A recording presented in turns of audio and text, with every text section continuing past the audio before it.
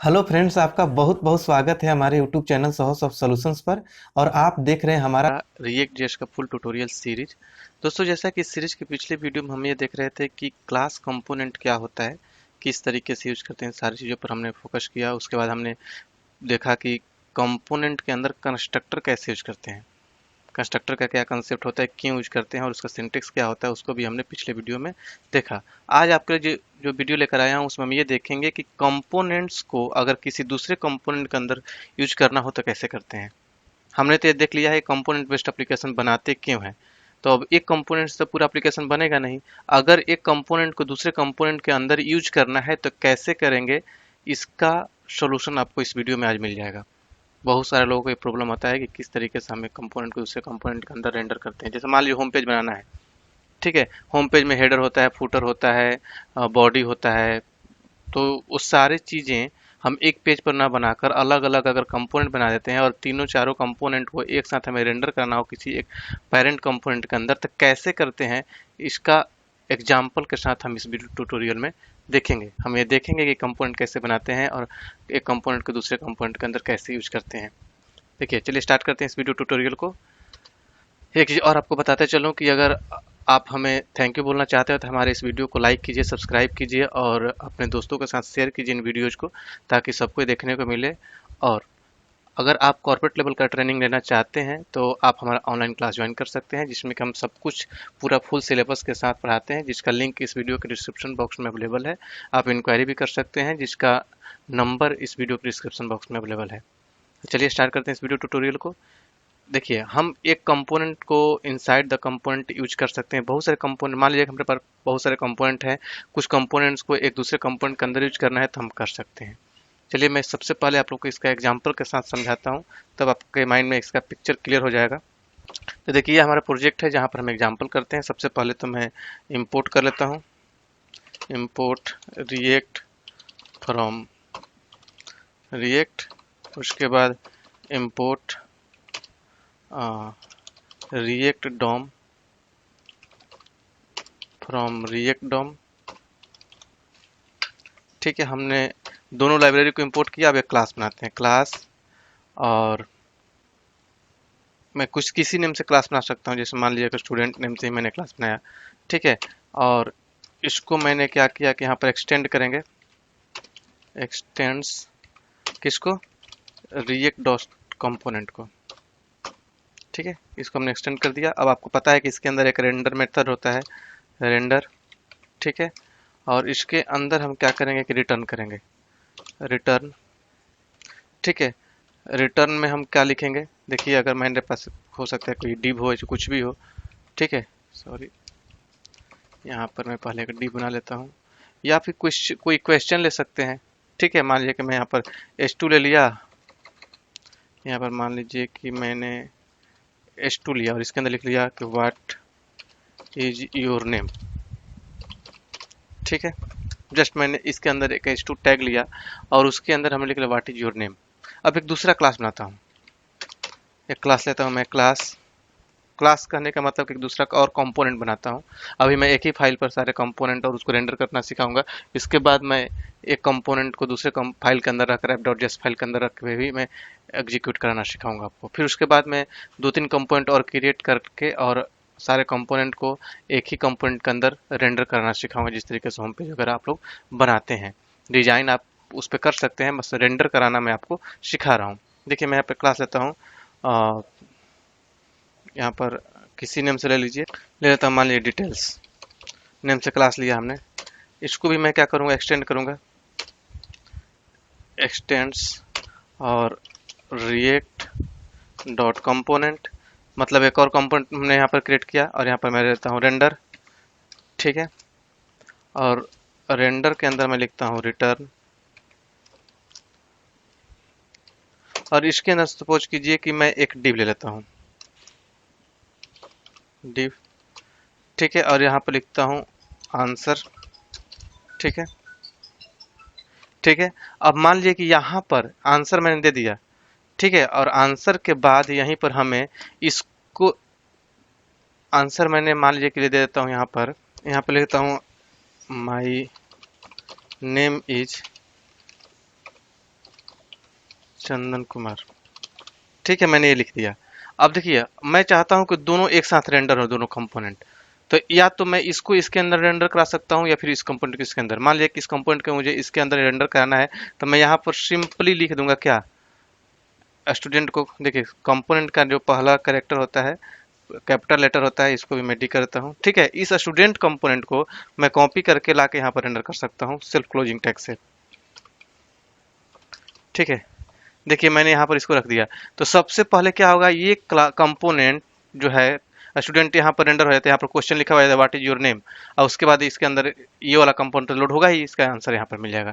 मतलब इस कंपोनेंट को मैंने इस कंपोनेंट के अंदर रेंडर कराया, तो यह हमारा क्या हो गया, पेरेंट कंपोनेंट। और ये कंपोनेंट इसके अंदर लोड हो रहा है, इसलिए इसको हम बोलेंगे चाइल्ड कंपोनेंट। ध्यान रखिएगा, अगर एक कंपोनेंट को दूसरे कंपोनेंट के अंदर लोड कराते हैं, तो जहां पर लोड कराते हैं वो पेरेंट बन जाता है, और जिस कंपोनेंट को लोड करते हैं वो हमारा उस कंपोनेंट का चाइल्ड बन जाता है। ठीक है, तो as a child component load हो रहा है, मतलब एक कंपोनेंट को दूसरे कंपोनेंट के अंदर हम लोड कर रहे हैं। अब इसको रेंडर करेंगे, किसको रेंडर करेंगे, इसको, डिटेल्स को रेंडर करेंगे, तो क्वेश्चन वाला ये अपने आप रेंडर हो जाएगा, इसके अंदर है, ये तो रेंडर होगा ही। तो यहाँ पर आप लिख सकते हैं रिएक्ट डॉम डॉट रेंडर, और इसके अंदर आप किसको रेंडर करेंगे, डिटेल्स को, डिटेल्स। ठीक है, self closing comma document dot gate element by ID, और इसके अंदर आप डाल दीजिए क्या, रूट। तो देखिएगा कि दोनों कंपोनेंट रेंडर हो जाएंगे। अभी यहाँ पर डिटेल्स रेंडर होगा, डिटेल्स के अंदर ये भी रेंडर हो जाएगा। इसका आंसर देखिए, देखिए यहाँ पर आ गया, what is your name and my name is Chandan Kumar. मतलब कि दोनों कंपोनेंट रेंडर हो रहे हैं, एक कंपोनेंट के अंदर दूसरा कंपोनेंट, और वो कंपोनेंट हमारा जाकर रूट पर रेंडर हो जा रहा है। क्लियर। अब देखिए, सपोज कीजिए कि इस कंपोनेंट को मुझे यहाँ पर नहीं रखना है, इस कंपोनेंट को मुझे कट करके, ठीक है, इस वाले app.js फाइल के अंदर रख लेते हैं। ठीक है, यहाँ पर मैंने इसको रख लिया। तो इसके अंदर भी हमें इंपोर्ट करना होगा, किसको, इंपोर्ट रिएक्ट फ्रॉम रिएक्ट। ठीक है, इसको इंपोर्ट कर लिया, और यहाँ से इसको एक्सपोर्ट कर देते हैं, एक्सपोर्ट डिफॉल्ट, और यहाँ पर स्टूडेंट को एक्सपोर्ट कर दिया। ठीक है, और इस स्टूडेंट को मैं क्या करूंगा, इंपोर्ट कर लूंगा इसके अंदर, इंपोर्ट स्टूडेंट फ्रॉम ऐप।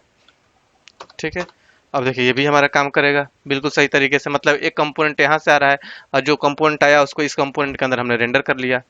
देखिए आउटपुट हमारा सेम आउटपुट आ रहा है। आप इसको रिफ्रेश करके भी देख सकते हैं, मतलब हमारा आउटपुट वही आ रहा है जो हम चाह रहे थे। ठीक है, अब चलिए एक अच्छा सा एग्जांपल करके आपको दिखाते हैं।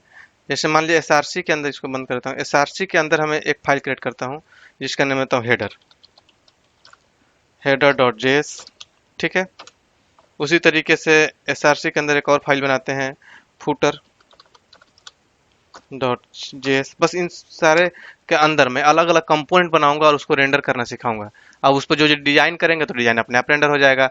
और एक और मैं लेता हूँ कंटेंट, कंटेंट डॉट जेएस। ठीक है, अब देखिए सब पर मैं अलग अलग कुछ चीजें लिख देता हूँ ताकि हमें सब पे अलग अलग कंपोनेंट बनाता हूँ। ठीक है, तो यहाँ पर मैं क्या करता हूँ कि लिख लेता हूँ,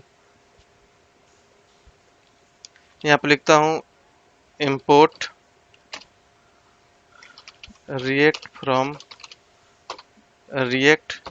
ठीक है, और यहाँ पर बनाता हूँ क्लास कंटेंट है,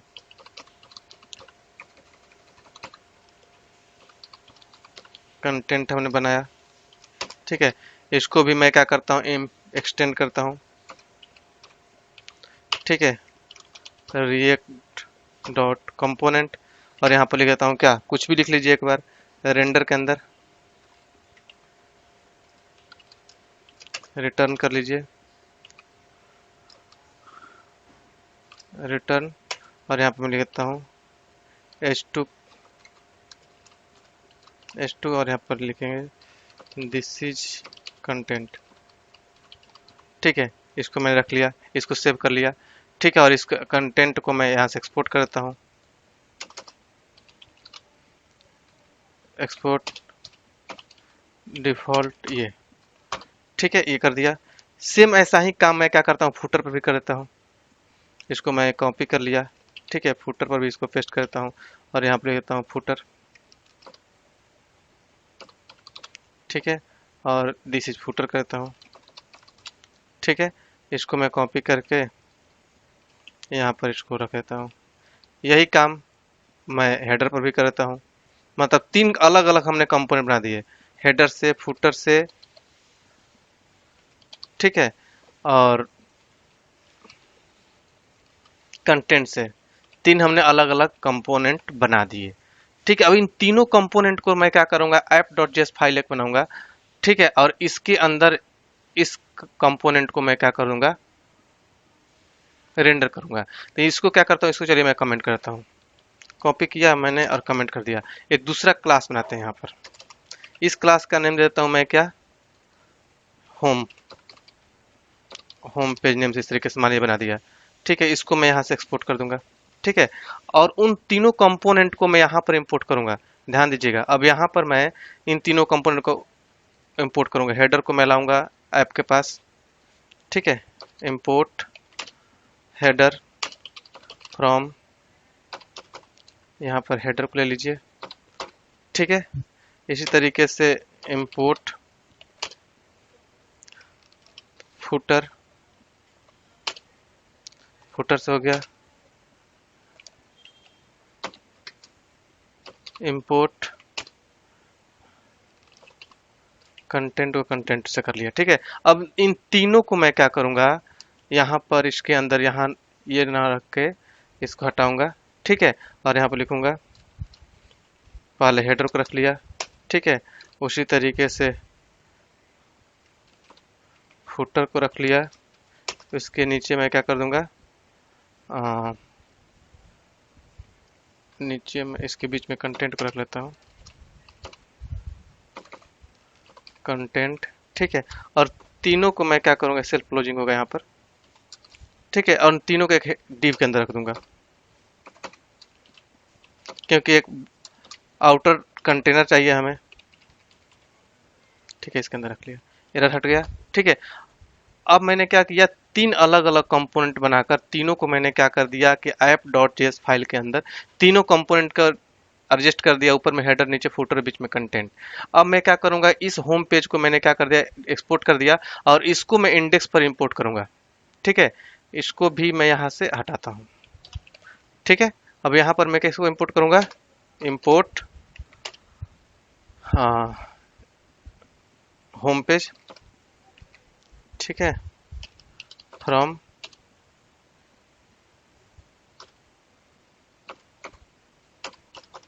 ऐप, सॉरी ऐप, ठीक है। ये हट जाएगा,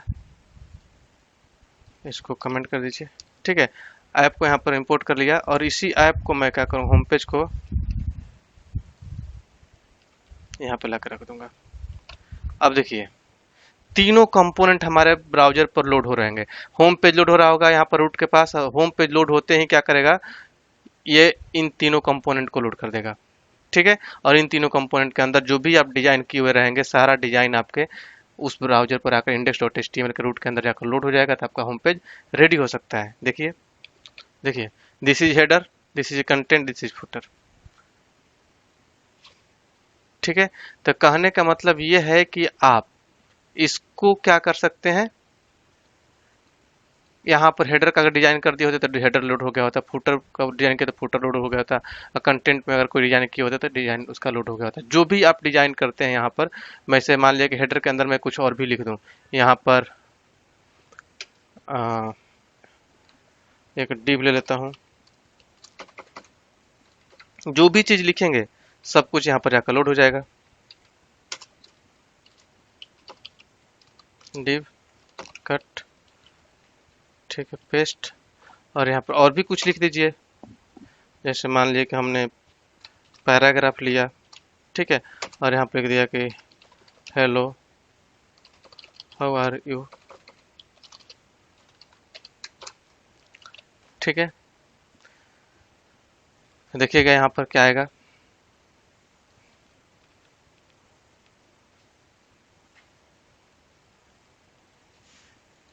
डिव के अंदर हमने रखा है। यहाँ पर मैं फिर से इसको npm स्टार्ट करता हूँ।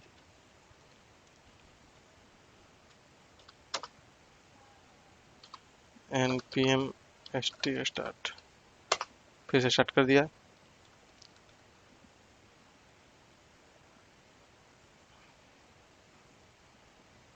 कंपाइल हो रहा है। इसके बाद हम ब्राउज़र पर चलेंगे।